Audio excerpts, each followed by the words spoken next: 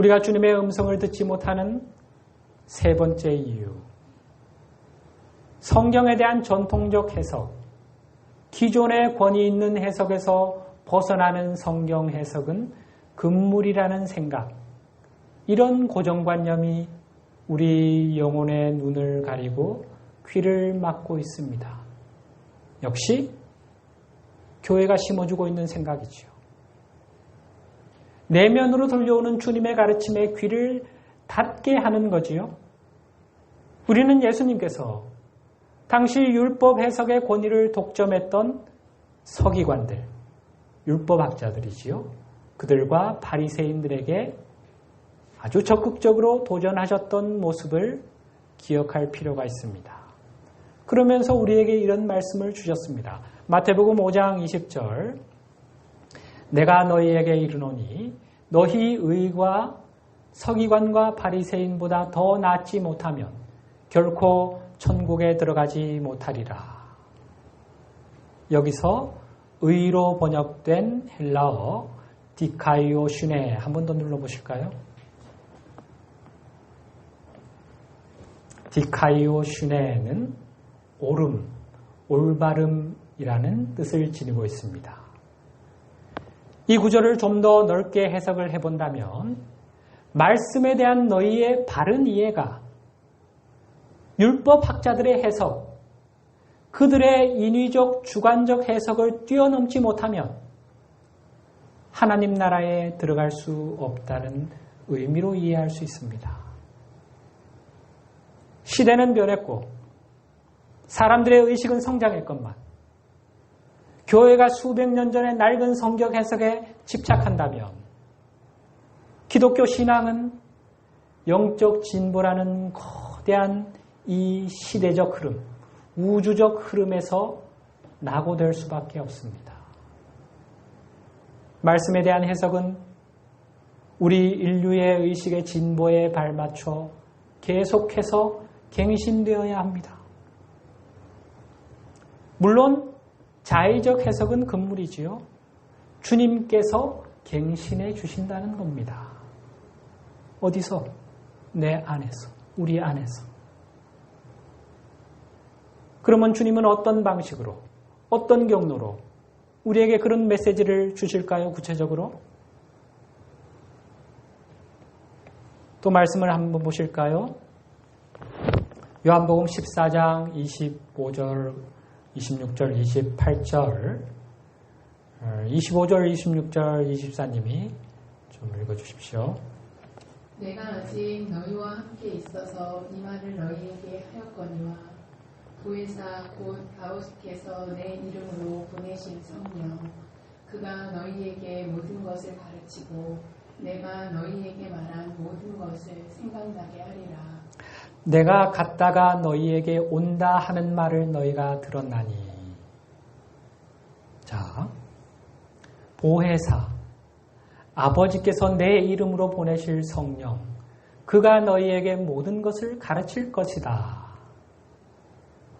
보혜사, 돕는 분이라는 뜻이지요. 이 보혜사의 정체가 뭘까요? 28절 상반절에 내가 갔다가 너희에게 온다 하는 말을 너희에게 했었다. 예수님께서 부활하신 후 승천하시지요. 아버지께로 다시 돌아가시는 겁니다. 갔다가 다시 우리에게 오신다 하십니다. 어떻게? 어떤 모습으로? 이제는 시공의 제한을 받는 육체가 아닌 영으로 오셨지요. 시공을 초월하는 영이라면 모든 사람들의 심령에 동시에 임하실 수가 있습니다. 그 주님의 영이 바로 보혜사입니다. 우리에게 다시 오시겠다 하신 주님의 영, 이 보혜사가 어디에 계신다고요? 우리 옆에? 위에? 주변에 그냥 계십니까? 요한복음 14장 16절에서 17절 말씀. 내가 아버지께 구하겠으니 그가 또 다른 보혜사를 너희에게 주사 영원토록 너희와 함께 있게 하리니 그는 진리의 영이라. 세상은 능히 그를 받지 못하나니 이는 그를 보지도 못하고 알지도 못함이라. 그러나 너희는 그를 아나니 그는 너희와 함께 거하시며 또 너희 속에 계시겠습니다. 너희 속에 계시겠습니다. 여러분, 우리 안에 계시는 주님의 영, 보혜사를 그동안 알아보고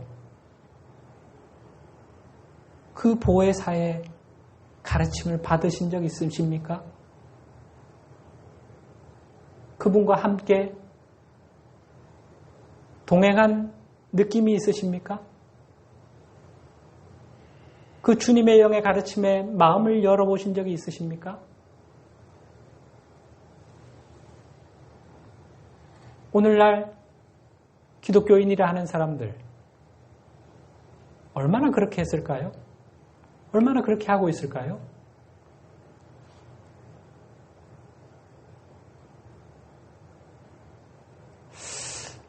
이런 예수님의 말씀을 다 할 텐데, 그죠? 안 믿는 걸까요? 예수님이 허언을 하신 걸로 생각할까요? 심각하게 생각해 봐야 되지 않겠습니까? 내 안에 와 계신다는데, 예수님이. 그냥 그분의 음성의 가르침에 귀를 막고 눈을 가리고 사는 거죠. 에고에 이리저리 끌려다니는 거죠.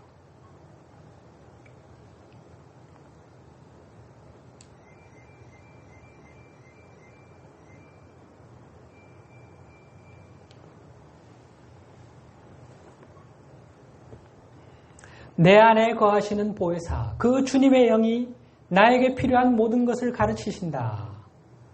분명히 말씀하셨지요. 나와 주님 사이에 다른 존재는 필요치 않습니다. 아무것도 없어야 합니다. 주님께서 성소와 지성소를 가르고 있는 휘장을 찢으셨다는 것을 기억하시지요? 하나님과 우리 사이에 아무것도 없어야 한다는 겁니다. 아버지와 아들 사이에 무슨 중재자가 필요합니까? 여러분 직접 예수님께로부터 가르침을 받을 수 있고 그렇게 하실 겁니다. 우리는 지금 그 길을 가고 있습니다. 영적 수련이 필요하기에 시간이 좀 걸리는 것뿐입니다. 그래서 제가 번번이 여러분께 저는 여러분의 도반이라고 말씀드리지요. 하나님과 여러분 사이의 중재자가 결코 아닙니다. 우리는 같은 길을 가고 있는, 동등한 위치에서 같은 길을 가고 있는 그런 도반들입니다. 친구고 동료지요. 또 주님은 당신과 우리 사이를 목자와 양에 비유하셨지요. 요한복음 10장 14절에서 15절 말씀 화면으로 한번 읽어주시겠습니까? 나는 선한 목자라. 나는 내 양을 알고 양도 나를 아는 것이 아버지께서 나를 아시고 내가 아버지를 아는 것 같이 나는 양을 위하여 목숨을 버리노라. 나는 내 양을 알고 나를 아는 것이 아버지께서 나를 아시고 내가 아버지를 아는 것과 같으니라. 내가 양을 알고 양도 나를 아는 것. 이 관계가 내가 아버지를 알고 아버지께서 나를 아시는 것과 같은 것이다. 예수님과 하나님의 사이 우리는 상상할 수 있지요. 하나가 아니십니까? 예수님이 하나님을 알아보지 못할 리가 있습니까? 하나님이 예수님을 알아보지 못할 리가 있습니까? 아버지께서 내 안에 거하시고 내가 아버지 안에 거하고 나와 아버지는 하나다. 그러면 목자와 양은, 예수님과 우리는 역시 하나라는 거죠. 우리가 제대로 정신을 차리고 깨어서 보면 목자이신 주님을 알아보지 못할 수가 없습니다. 그럼 불가능한 일입니다.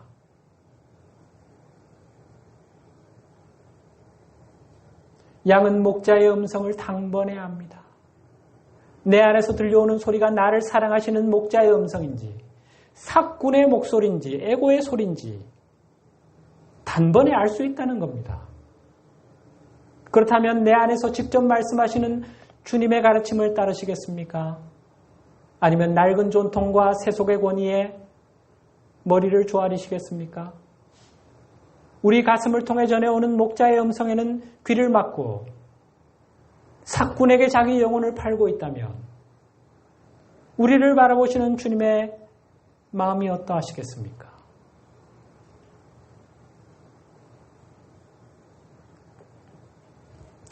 자꾸 듣다 보니까 기존 교회 신앙에 심각한 문제가 있는 것 같지요? 우리 내면에서 들려오는 주님의 가르침을 듣지 않으려는 이유 네 번째. 기존의 교리와 성경 해석, 종교적 의례에 이미 우리가 익숙해져 버렸기에 그 편안한 상태를 벗어던지기 싫은 겁니다. 익숙하고 편안한 것에 집착하려는 우리의 본성, 에고가 그것을 자꾸 이용하고 부추기는 거죠. 지난주에도 살펴보았지요. 이런 영적 나태가 낯설고 새로운 것을 진지하게 검토하고 받아들이는 번거로운 과정을 회피하게 합니다. 이미 구원이 보장되어 있는데 새로운 것, 더 높은 진리에 대한 탐구, 이해, 수용이 왜 필요해? 이런 걸로 혼란스러운 상황을 막고 싶지 않아. 영적 성장을 향해 가려는 우리의 발목을 잡는 에고의 목소리입니다.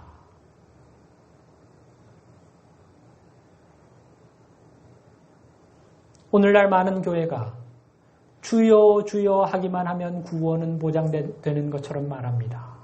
더 이상의 진리 탐구는 필요 없다고 합니다. 굉장히 편한 길이죠.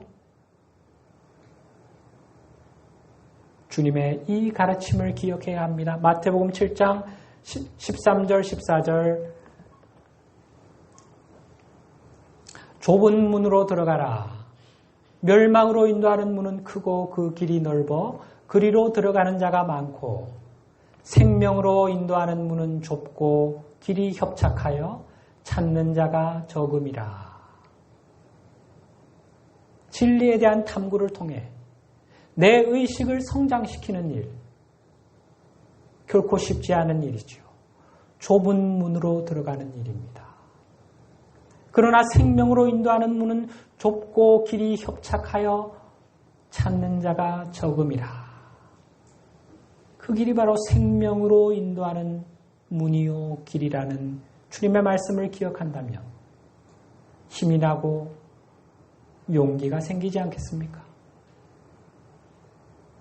또 주님은 말씀하십니다. 마태복음 19장 24절 다시 너희에게 말하노니 낙타가 바늘귀로 들어가는 것이 부자가 하늘나라에 들어가는 것보다 쉬우니라 하시니.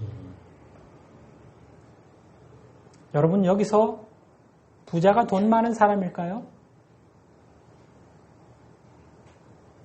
그런 거는 아니라는 걸 상식적으로 알겠죠? 여기서 부자란 그리스도를 따르기 위해서 세상 것을 놓아버리기를 거부하는 사람들, 이미 거머쥔 것, 기득권, 세속의 소유권에 소유물에 집착하는 소유의식에 사로잡힌 사람들을 의미합니다. 그들이 집착하는 세상 것에는 기존의 신념도 포함될 수 있습니다. 믿기만 하면 구원은 확보된다는 기존의 신념 체계도 포함될 수 있다는 것입니다. 이러한 신념에 집착하는 한 하나님 나라는 요원할 뿐입니다. 물론 그렇게 주장하는 사람들은 자신들의 주장을 정당화할 만한 성서적 논리들을 가지고 있겠지요. 그러나 성경에 대한 문자적 해석으로는 성경이 담고 있는 진리에 접근하는 데 한계가 있습니다. 우리 안에 계시는 보혜사, 이 진리의 영이 주시는 깨달음을 통해 보다 넓은 시야, 보다 깊은 안목으로 성경을 바라볼 수 있어야 합니다. 에고의 필터가 아니라 그 비늘을 벗겨내고 성령을 통해서 성경을 바라볼 때 진리가 이렇게 글자 하나하나에서 일어서는 것을 느낄 수 있습니다. 성경에 담긴 진리가 어디서 나온 것입니까? 예수 그리스도, 주님의 영, 진리의 영에서 나온 것이 아닙니까? 우리 안에 계신다는 보혜사, 그 진리의 영. 그렇다면 말씀의 출처이신 그 진리의 영이 직접 주시는 해석보다 더 정확한 해석이 어디에 있겠습니까? 사람들의 낮은 의식이 쏟아내는 해석으로 감히 그 진리에 접근을 할 수가 있겠습니까? 물론 말씀드린 것처럼 내 안에서 말씀하시는 주님의 음성을 정확히 알아들을 수 있기까지는 영적인 훈련이 필요합니다.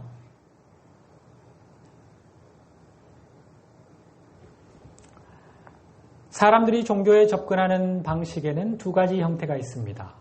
하나는 외적 접근법, 다른 하나는 내적 접근법입니다. 지난 2000년간 교회가 취해온 방식이 외적 접근법이었습니다. 위에서 방금 살펴본 전통적, 제도적 기독교의 문제점들, 바로 이 외적 접근법에서 비롯된 것이라고 할 수 있습니다.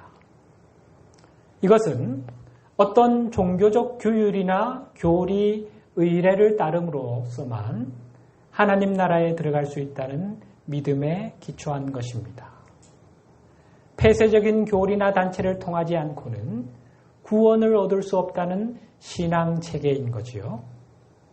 이러한 접근법에서는 경전이나 또는 권위 있는 인물들에 의해 이미 규정되어 있는 교리를 믿기만 하면 구원을 얻을 수 있다고 합니다. 즉 우리가 구원을 얻기 위해서는 그 종교가 요구하는 어떤 행위를 하거나 어떤 마음 상태를 갖거나 또는 단순히 주여 주여 하며 초월적인 구원자의 이름을 부르기만 하면 그 존재가 하늘에서 탁 하고 나타나기를 기다리기만 하면 자신의 의식 상태가 어떠하건 그에 상관없이 구원받을 수 있다는 것입니다.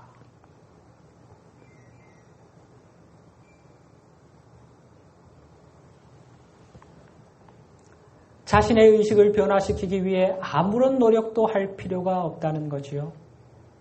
구원의 요건에 자기 의식의 변화, 의식의 성장은 들어있지 않는 것입니다. 우리가 예수님의 삶과 가르침을 깊이 공부하다 보면 이런 외적 접근법으로는 결코 기독교의 핵심 진리에 다가설 수 없음을 깨닫게 됩니다. 이런 방식으로는 구원에 이를 수 없다는 것입니다. 주님의 이 말씀이 이 사실을 확인해 줍니다. 누가복음 17장 20절에서 21절 한번 읽어주실까요? 바리새인들이 하나님 어느 때에 임하나이까 묻거늘 예수께서 대답하여 이르시되 하나님의 나라는 볼 수 있게 임하는 것이 아니요 또 여기 있다 저기 있다고도 못하리니 하나님의 나라는 너희 안에 있느니라. 하나님의 나라는 너희 안에 있느니라. 밖에서는 결코 찾을 수 없는 것이 하나님 나라라는 말씀입니다. 하나님 나라가 우리 안에 있다는 말은 하나님 나라로 들어갈 수 있는 문이 우리 내면에 있다는 뜻이지요. 우리 안에 있는 천국 문을 열 수 있는 열쇠. 뭐지요? 바로 우리의 의식입니다. 내 의식의 상태를 변화시킬 때, 끌어올릴 때, 성장시킬 때 하나님 나라로 들어가는 문이 열리게 됩니다. 천국과 지옥은 저 우주 어딘가에 있는 어떤 물리적 공간을 뜻하는 것이 아니라 우리의 의식의 어떠한 상태를 의미하는 것이라 했지요. 따라서 구원의 관건은 의식의 변화입니다.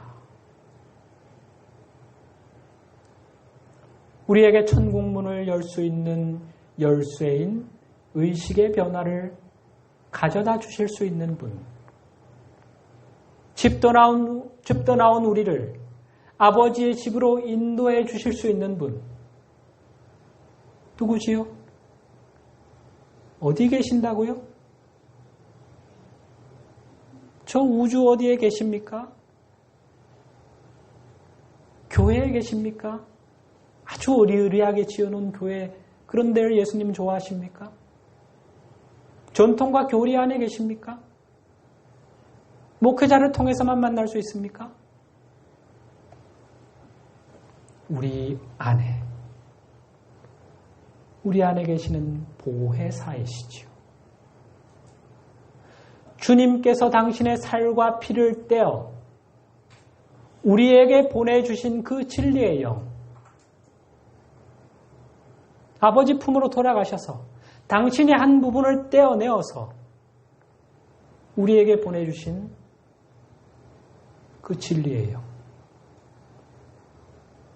그 구원자는 우리 안에 계십니다. 바로 이 우리 안에 계시는 진리의 영, 보혜사, 구원자를 가리켜 그리스도 자라고 합니다. 지금껏 우리 내면 세계 구조도에서 아직 등장한 적이 없는 존재지요. 그리스도 자의 실체. 우리 안에서의 지위, 역할에 관해서는 다음 시간에 계속해서 살펴보도록 하겠습니다. 여러분, 밖을 향하던 시선을 안으로 돌려야 할 때입니다.